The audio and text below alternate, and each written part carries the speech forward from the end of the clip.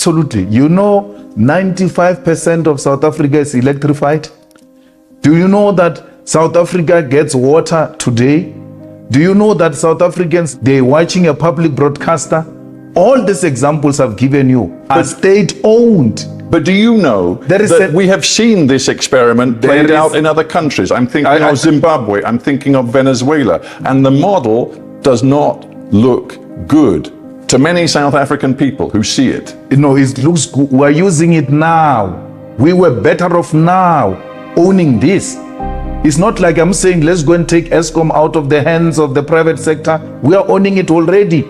So, and then South Africans have accepted and are happy with what You're we have. owning it already, that's why That's why South Africans are saying, let's get proper people to go and run these institutions.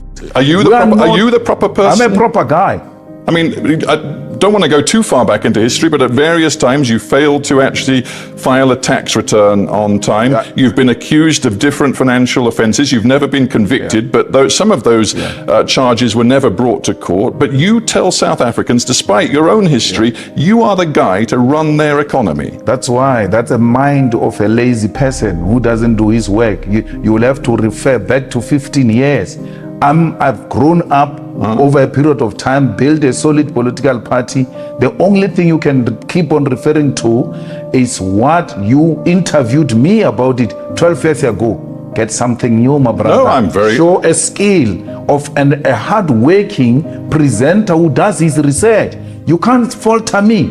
Since I've made my mistakes on tax when I was very young, when I was almost 27 years old, fixed that problem. Today, I'm a 42-year-old married man with children who has taken responsibility and built a solid party to be the third largest party without the support of white monopoly capital and the owners of the South African economy. You keep on referring to old things because you are now beginning to sound like a scratched CD.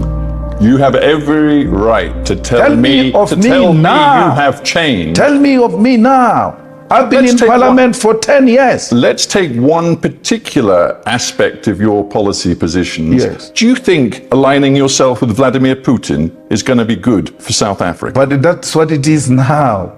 South Africa is in alliance with Russia, with India, with Brazil, with China. So why are you asking me as if it's some policy that is going to be implemented South Africa right after now, I took over? South Africa is in alliance with Russia now. South Africa right now calls itself non-aligned. In the context of the war, but these are two different things. South Africa is an ally of Russia. Now, the second question is, where does South Africa stand on the war? It says I'm a non-aligned in relation to war, but Russia remains South Africa's friend. So we cannot create confusion around there. Don't create an impression that it is Malema who's going to come and create an alliance with Russia. But there are some very specific... Actually, I will go beyond that. I will go beyond the friendship with Russia, and in the war, I will align with Russia, and I will even supply the weapons to Russia. Because Russia is in a war with imperialism, and any agenda that seeks to push back imperialist agendas, it's well within the policies of the EFF.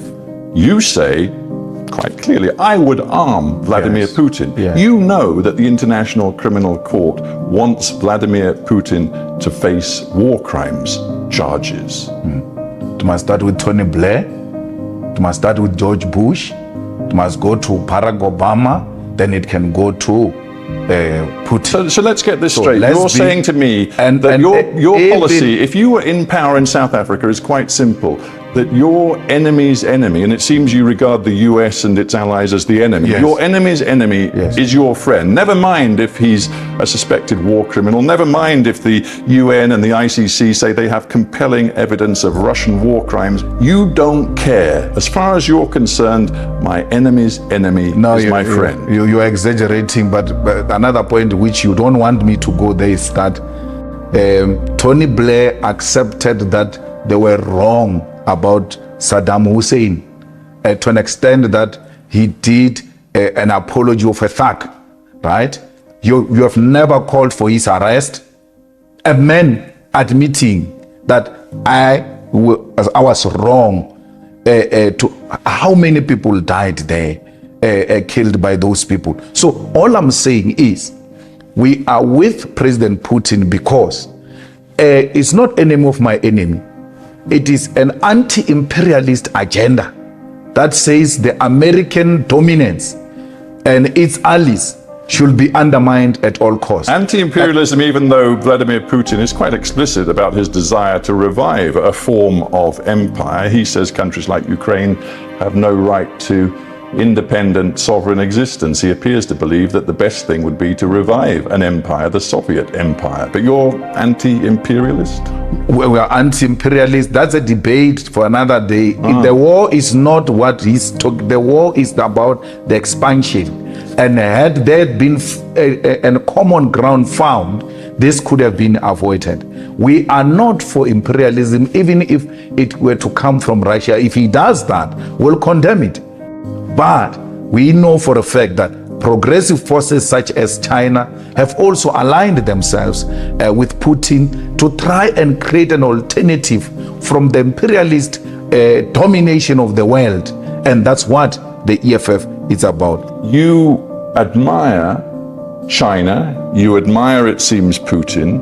What you seem to have as a vision for South Africa's future is much more along those lines, authoritarianism than democracy. No, socialism is not authoritarianism. So how can you describe China as progressive? No, it's very progressive. China subscribed to Leninism and Marxism, where the working class control the commanding heights of the economy. And that's what we subscribe for.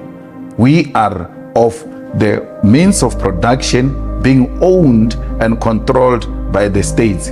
We want South Africa through the vision and the image of China, where you grow the economy, where you reduce unemployment, where you reduce poverty, and you can't take that away from China. And the state plays the central role with regard to that. That kind of message and the messaging on Russia has seen the rand plunge against the US dollar. Hang on, we see many corporations in South Africa looking at establishing headquarters elsewhere. We see foreign direct investment flatlining in this country. Do you believe that the rhetoric you are using is good for the South African economy? I've been doing this from when you interviewed me 15 years ago when I was young.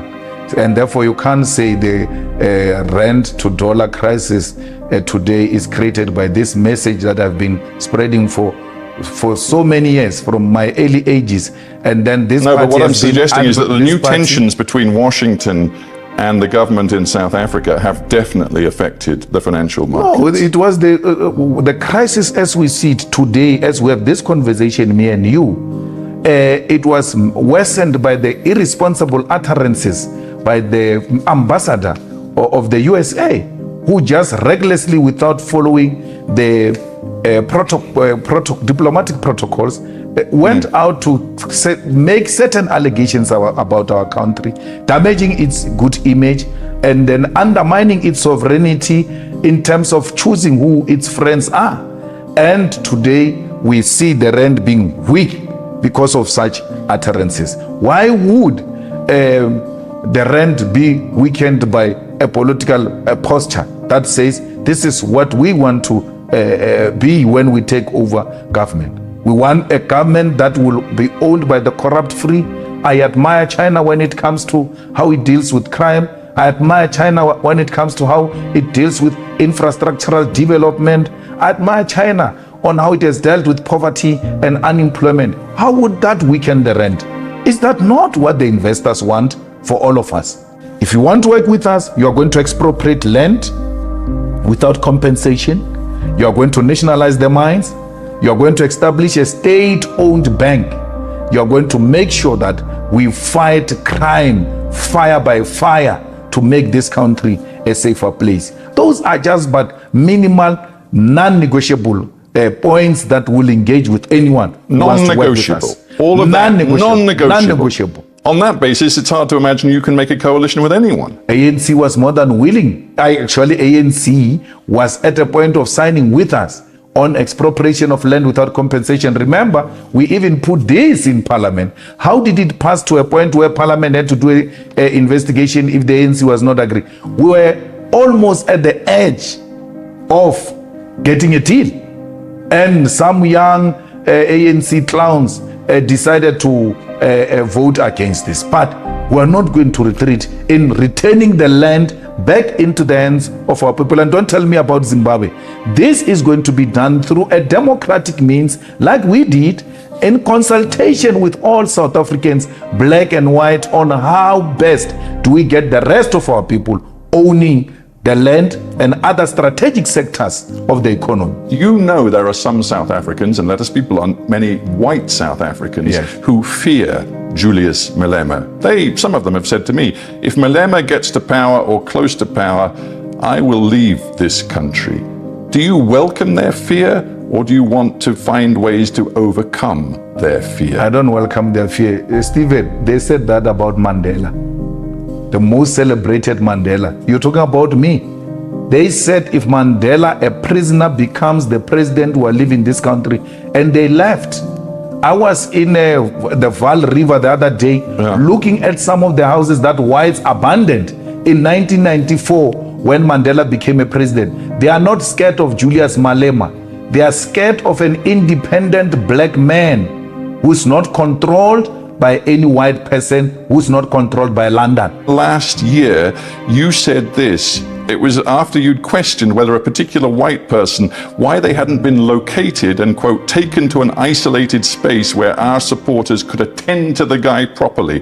And you went on to say, you must never be scared to kill. A revolution demands that at some point there must be killing, because killing is part of the revolutionary act. Absolutely. This was last year. Absolutely. Absolutely. You can't say you're a revolutionary and then be scared to kill. But once you go killing people around, you're a terrorist. When you've got the support of the majority of your people to engage in war, and the majority of the people are with you, that is the revolution. It's not terrorism. And therefore, I'm not a terrorist. That's why I'm saying, at least for now, the conditions have not dictated that there should be anyone who should go to the bush and engage in war to kill. But if those conditions necessitate, will without hesitation do that. The same way the generations before us, when conditions necessitated, they were not scared to take up guns and shoot to kill. So I'm not saying anyone must be killed. All I'm saying is, let everybody come to the party. Let's build this one country and give away our privilege, but for the privilege of all. Your vision of South Africa's future, will it come through the ballot box, or will it come through what you call a revolution? It will come through the ballot box. A ballot box that produces a revolutionary party will unleash the revolution. And the revolution, when it is unleashed through democratically elected government, is the changing of the system, where you radically defeat capitalism and introduce a socialist state. We still believe in the EFF, fundamentally so, that the power to the people must be ushered in through the ballot. And nothing else must be looked at except the ballot. However, when the need arises to defend ourselves through whatever means necessary, we'll do so without hesitation.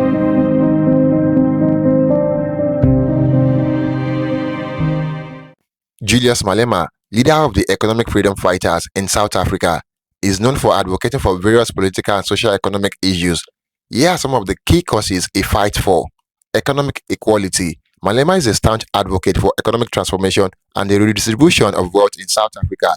He believes that the country's economic should be more inclusive and should prioritize the needs of the marginalized and disadvantaged communities, particularly Black South Africans.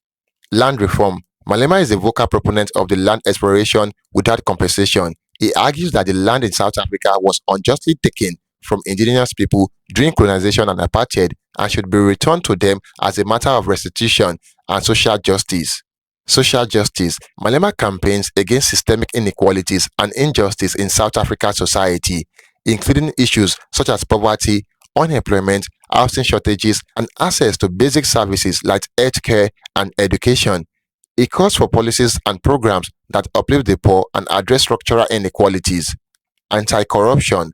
Malema has been a critic of corruption within the South African government and other institutions.